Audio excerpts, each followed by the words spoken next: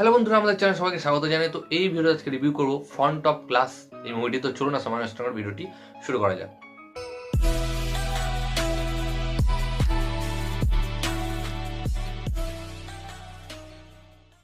তো এই যে সিনেমাটার কথা বলছি, যে ফ্রন্ট অফ ক্লাস, তো এই সিনেমাটা আপনারা হয়তো অনেকে জানেন না, বাট এর যে রিমেক ছিল, যে সিনেমাটা এর থেকে রিমেক করা হয়েছিল, সেই সিনেমাটার কথা সবাই জানেন এবং খুবই একটা ব্লকবাস্টার সিনেমা হয়েছিল, যেখানে আমরা রানী মুখার্জিকে অভিনয় করতে দেখেছিলাম। হ্যাঁ, আপনি ঠিকই ভেবেছেন, আমি হিচকি মুভির কথা বলছি, যেখানে একজন ইন্সপায়ারিং টিচারের গল্প দেখতে পাই। তো ঠিক সেই সিনেমাটা, যেই সিনেমার থেকে রিমেক করা হয়েছিল, মানে অরিজিনাল যে মুভিটা ফ্রন্ট অফ ক্লাস, তো সেই মুভিটা আমি রিভিউ করব।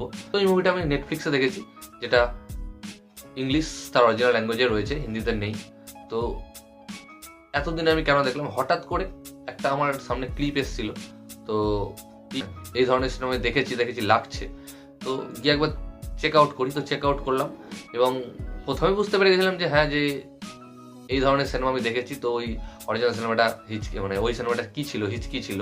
তো অরিজিনাল সিনেমাটা দেখলাম, যে অরিজিনাল সিনেমাটা কেমন সেটা দেখার জন্য আমি সিনেমাটা দেখতে শুরু করলাম। এবং সত্যি কথা বলছি, অসাধারণ একটা সিনেমা, ইন্সপায়ারিং সিনেমা। হিচকি সিনেমাটা তো দারুণ ছিলই, সেটা একটু ইন্ডিয়ান মশলা দিয়ে বানানো হয়েছিল, বাট এই অরিজিনাল সিনেমাটা একটু অন্যরকম, ওর থেকেও একটু হাটকে। যেটা লিখেছেন থমাস রিকম্যান এবং ডাইরেক্ট করেছেন পিটার ওয়ার্নার। এবং এখানে যেই টিচার অর্থাৎ অ্যাক্টর, যে তো হিচকি সিনেমায় তো আমরা একজন মেয়েকে দেখতে পেয়েছিলাম লিড রোলে, বাট এখানে আমরা একজন ছেলেকে দেখতে পাই লিড রোলে, যেটা হচ্ছে জিমি ওক। তখনকার সময়, এটা পুরোনো সিনেমা, 2007 সালের সিনেমা, তখনকার সময় তিনি খুব পপুলার একজন টিভি অ্যাক্টর ছিলেন, তো তাই তাকে নেওয়া হয়েছিল। তো তার যেরকম অ্যাক্টিং, দুর্ধর্ষ অ্যাক্টিং, গল্প তো আমরা অনেকেই জানি, যেমন এইচকি সিনেমাতে ছিল। তো একজন মানুষ রয়েছেন যিনি জিমি ওক, অর্থাৎ এই সিনেমার অ্যাক্টর। তো তার টরেট সিনড্রোম বলে একটা রোগ রয়েছে, যেখানে তার কথা বলতে অসুবিধা হয় এবং কথা বলার সময় সে বিভিন্ন রকম আওয়াজ করে, এবং যখন ব্যাপারটা খুবই টেনশনফুল হয়ে যায় তখন তিনি সেটা কন্ট্রোল করতে পারেন না। কিন্তু এই রকম আওয়াজ করা সত্ত্বেও তিনি চান যে তিনি তার লাইফে একজন টিচার হবেন। এবং টিচার হতে গেলে আপনারা সবাই জানেন যে কি ধরনের ফোকাস লাগে, এবং কথাটা আমাদের সবসময় স্পষ্ট করে বলতে হয় যাতে সামনের স্টুডেন্টরা বুঝতে পারে। বাট তার তো একটা রোগ রয়েছে, টরেট সিনড্রোম। তিনি কি করে এইভাবে, এই রোগ থাকা সত্ত্বেও তিনি বাচ্চাদের ঠিক করে বোঝাবেন, তো সেটা জানার জন্যই কি করে সম্ভব এই কাজটা, তিনি টিচিং কি করে করেছেন, যে এই রকম রোগ থাকা সত্ত্বেও তিনি টিচিং করছেন।